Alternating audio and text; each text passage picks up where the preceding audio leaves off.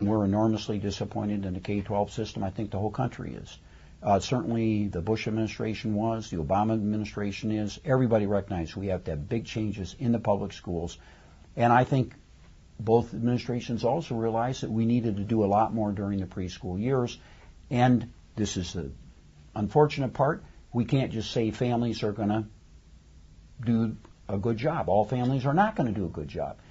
So we've got to focus more on the preschool period as well. So we think we should spend more money on the preschool years, and we should have more of these kids in high-quality preschool classes.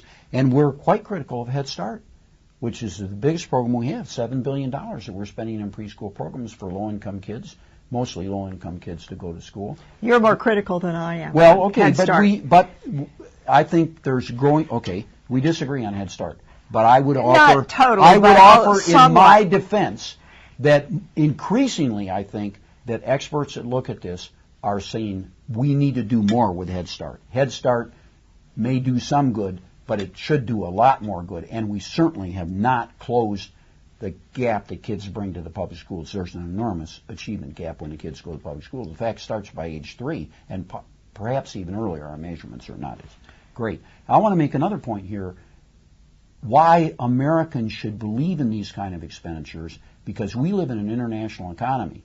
And Americans hear this now on the news all the time. We're in competition with people all over the world. And in the past, we were really successful. Why? Because we had the greatest educational system in history.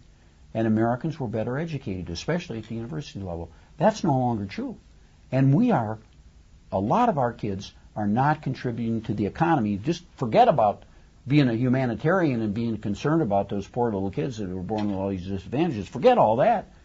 They are contributing to the American economy, and they're not contributing anything close to as much as they could, and helping us as a society and a government be more competitive internationally. So this, just in a plain dollars and cents way of judging, is to the advantage of the American public and American government to do a better job of bringing these kids to school much closer to other kids and helping them get off to a good start, and they'll be able to contribute more to the economy in the long run, and we'll all be better off.